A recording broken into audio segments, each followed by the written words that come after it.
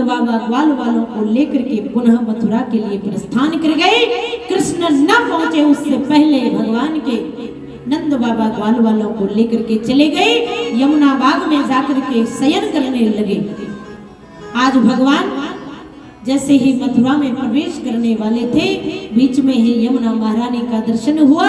अक्रूर जी महाराज ने यमुना स्नान किया और दर्शन करा दिया। ये कृष्ण कोई साधारण बालक नहीं है, ये स्वयं नारायण है। और नारायण को कोई मार सकता है क्या? कोई नहीं मार सकता। आज अक्रूर जी महाराज लेकर के भगवान को यमुना बाग में नंद बाबा के पास लेकर के गए।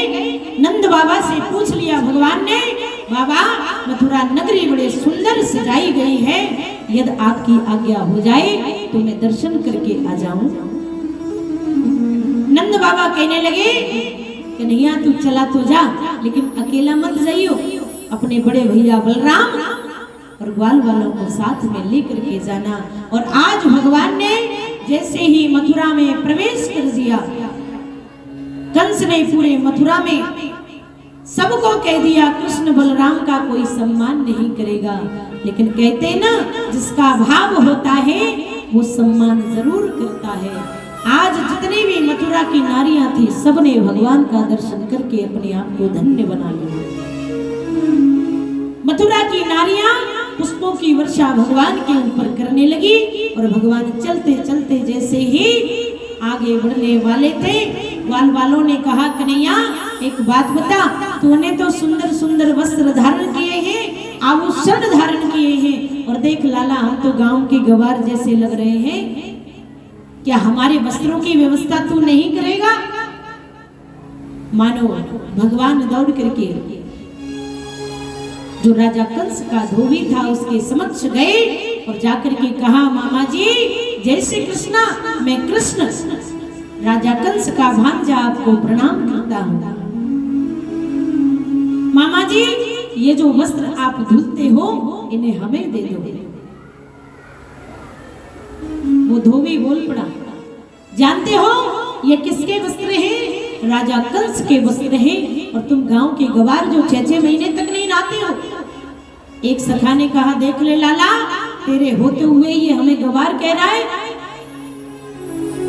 एक छोटा सा सखा कहने लगा, लाला दिखाइयो तो अपने पूतना वाले हाथ। और जैसे इतने कई भगवान ने एक मुष्टिका का प्रहार किया, उस धोबी के प्राणों का अंत कर दिया। बोलो भक्तवत्सल भगवान की। भगवान वहां से आगे बढ़े, एक दर्जी मिला और दर्जी से भगवान ने वस्त्रों को ठीक कराया। और आज ग्वाल वालों ने वस्त्रों को धारण कर लिया।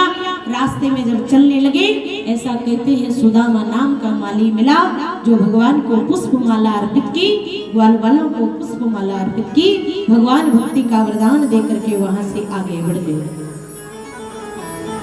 और जैसे ही महल में प्रवेश करने वाले थे, उससे पहले ही 3 जगह से टेढ़ी वो त्रिवक्रा, वो कुब्जा मिल गई भगवान को। भगवान ने त्रिवक्रा को देखा, पूछ लिया, बोली सुंदरी कहाँ को जा रही हो? और जैसे ही सुंदरी सुना, वो त्रिवक्रा मन में विचार करने लगी, इस दुष्ट के महल में मुझ जैसी कुबड़ी को सुंदर कहने वाला कौन आ गया? और जैसे ही मुड़ करके देखा, साक्षात ब्रह्म नारायण भगवान खड़े हुए हैं। भगवान ने कहा, सुंदरी एक बात बताइए, हाथ में क्या लेकर के घूम रही है? वो कुब्जा कहने लगी, प्रभु ये चंदन है, मेरे हाथ से लगा हुआ चंदन राजा कंस को बड़ा प्रिय है, इसीलिए ये चंदन राजा कंस को लगाने के लिए जा रही है। अरे सुंदरी, क्या ये चंदन तू हमें नहीं लगा सकती? त्रिवक्रा ने कहा, प्रभु मैं आपको चंदन लगाऊंगी, ये तो मेरा परम सौभाग्य होगा। आज सुंदरी ने भगवान को सुंदर सा चंदन का लेप किया, सभी ब्रजवासियों को लगाया। भगवान भक्ति का वरदान जैसे ही देकर के चलने लगे, बलराम जी ने कहा, कन्हैया अरे ये 3 जगह से टेढ़ी कुब्जा त्रिवक्रा तेरी शरण में आने के बाद भी क्या ऐसी रह जाएगी? लाला इस पर भी तू कृपा कर दे। आज मेरे गोविंद ने उस त्रिवक्रा के पैर को पैर से दबाया और हाथ से ठोड़ी पर इशारा दिया। वो त्रिवक्रा एक सुंदर सी स्त्री बन करके निकल आई। बोलो भक्त वत्सल भगवान की। आज मेरे गोविंद ने छलांग लगा दी और धनुष यज्ञ में कूद पड़े, और जो धनुष दिया था राजा कंस को, इसे नारायण के अलावा कोई तोड़ नहीं सकता, और इसे जो तोड़ देगा वो तुझे छोड़ नहीं सकता। आज भगवान ने सबसे पहले उस धनुष का खंडन किया, और धनुष का खंडन करके कुबलिया पीर नाम का हाथी भगवान ने उसे परास्त किया। रंग भूमि में कूद पड़े, मुष्टिक चांडूर का प्रहार किया, भगवान ने उसके प्राणों का अंत कर दिया। एक भगवान ने जोर की छलांग लगाई, जो राजा कंस सिंहासन पर बैठा हुआ था, दौड़ करके राजा कंस के केसों को भगवान ने पकड़ लिया। राजा कंस ने देखा ये क्या हो गया, जोर जोर से चिल्लाने लगा, अरे कन्हैया मुझे छोड़ दे, मुझे छोड़ दे, मेरे बालों में बड़ी जोर से लगी है, मुझे छोड़ दे। भगवान ने कहा, मामा जी आज तो आपका कल्याण करके ही छोड़ूंगा, उससे पहले छोड़ने वाला नहीं। और मामा जी आप कह रहे हो मेरे केसों को छोड़ दे लग रही है, अरे मामा जी वो याद करो वो दिन जब मेरी माँ को तुम विदा कर रहे थे, आकाशवाणी सुनते ही तुमने मेरी माँ के केसों को पकड़ करके रस से नीचे उतारा था, क्या मेरी माँ को पीड़ा नहीं हो रही थी? कहने का भाव, जाके पगन फटे विवाई, वो क्या जाने पीर पराई। मामा जी याद करो वो समय, वो मेरी भोली भाली माँ, क्या उसको पीड़ा नहीं हुई थी? और मामा जी जितना निहारना है मुझे निहार लो, आज मैं तुम्हें मार करके ही जाऊंगा। कंस हाथ जोड़ने लगा, लाला मुझे छोड़ दे, कृष्ण मुझे छोड़ दे। भगवान को दया नहीं आई, क्योंकि दुष्ट का जब अत्याचार ज्यादा बढ़ जाता है तो फिर भगवान देर नहीं करते। बलराम जी ने कहा, लाला इंतजार मत कर, जल्दी से जल्दी दुष्ट के प्राणों का अंत कर दे। भगवान ने एक मुष्टिका का प्रहार किया, कंस के प्राणों का अंत कर दिया। बोलो भक्त वत्सल भगवान की। जीवन में जब अत्याचार ज्यादा बढ़ जाता है, पापाचार जब ज्यादा बढ़ जाता है, तब तक भगवान हमारा कल्याण करने के लिए आते हैं। आज भगवान ने कंस के प्राणों का अंत कर दिया, और जैसे ही कंस की दो पत्नी है अस्थि और प्राप्ति, जैसे ही पता चला दौड़ करके भगवान की शरण में आई, कृष्ण हम पर भी कृपा करो। भगवान ने भक्ति का वरदान दिया। भगवान पुनः दौड़ करके कारागृह में गए, जहां पर नाना जी को बंदी बना करके रखा था, उग्रसेन जी महाराज को। आज भगवान ने अपने नाना उग्रसेन को कारागृह से मुक्त कराया और मथुरा का राजा बना दिया। राज्य सौंप करके भगवान आज पुनः अपने माता देवकी वसुदेव जी के, देवकी और वसुदेव को कारागृह से मुक्त कराने के लिए गए। और जैसे ही भगवान ने कारागृह में प्रवेश किया, महाराज आज मेरे गोविंद 11 वर्ष 56 दिन के हो गए। आज देवकी के पास पुनः लौट करके आए तो कितने बड़े, बोले 11 वर्ष 56 दिन का हो गया लाला जब देवकी ने दर्शन किया। देवकी ने जैसे ही कृष्ण को देखा, वो माँ फूट पड़ी, रोने लगी, कन्हैया अरे लाला जब तू मेरे पास से गया था तो केवल 10-5 मिनट का था, और आज देखो तो सही मेरा लाला कितना सुंदर लग रहा है।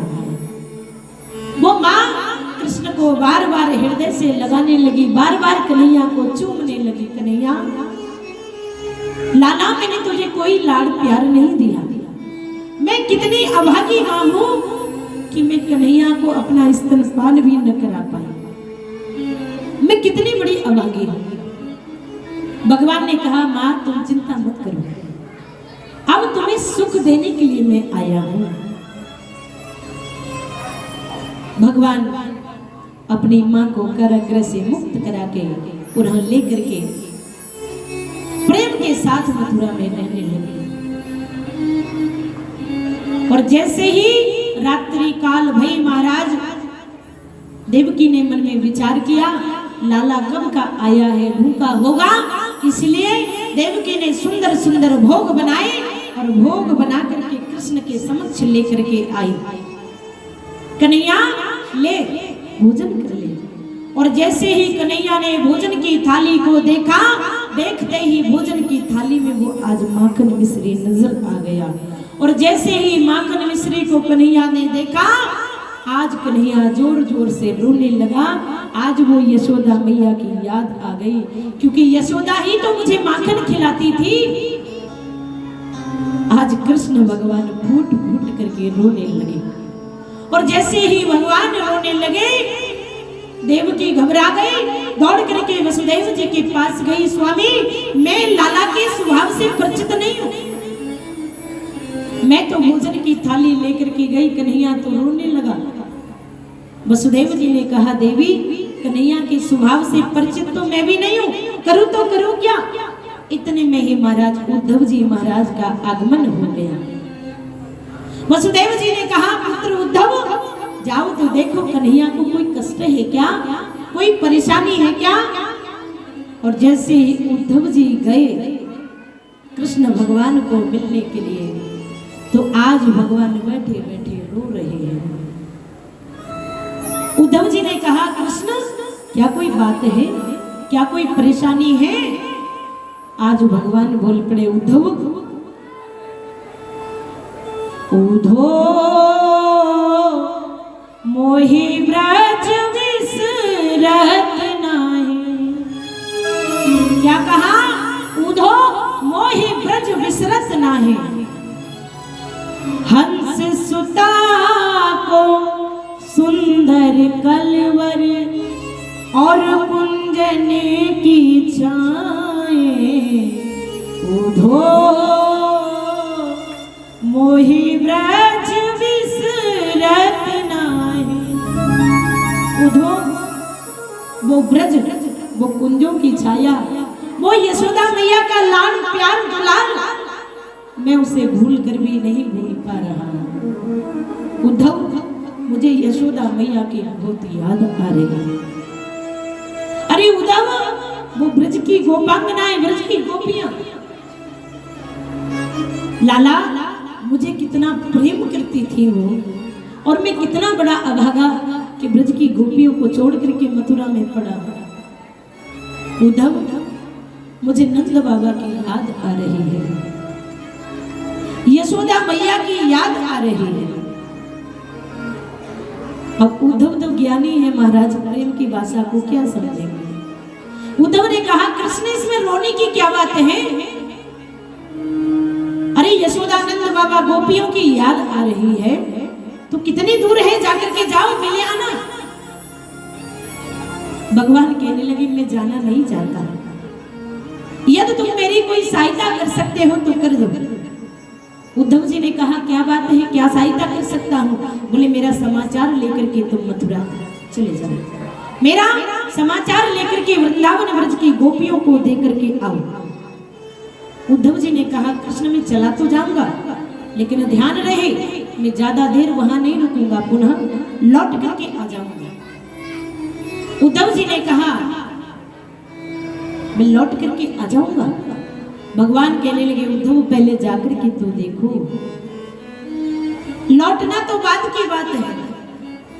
आज भगवान ने सुंदर सा रथ अपना दे दिया, मोर की पंखी का मुकुट बांध दिया, गले में पीतांबर पहना दिया, और आज उद्धव जी महाराज प्रेम पत्र लेकर के वृंदावन की ओर बढ़ने लगे। और जैसे ही वृंदावन में प्रवेश किया, वो छोटे छोटे ग्वाल आज भी रोड पर प्रतीक्षा कर रहे हैं। गोपाल परसों की कह करके गया था, वर्षों बीत गई, अभी तक लौट करके नहीं आया। और जैसे ही ग्वालों ने रथ को आते देखा, महाराज मन में विचार किया, आज तो कृष्ण आ गया। और जैसे ही रथ समीप आया, उद्धव का दर्शन किया। रे कन्हैया, तुझे याद तो आई हमारी, पर तू नहीं आया, तूने अपना समाचार भेज दिया। बोलिए भक्तवत्सल भगवान की। देखिए, कथाओं में बहुत रस है महाराज, लेकिन हमारे बीच हमारे गौशाला के अध्यक्ष जी विराजमान हैं।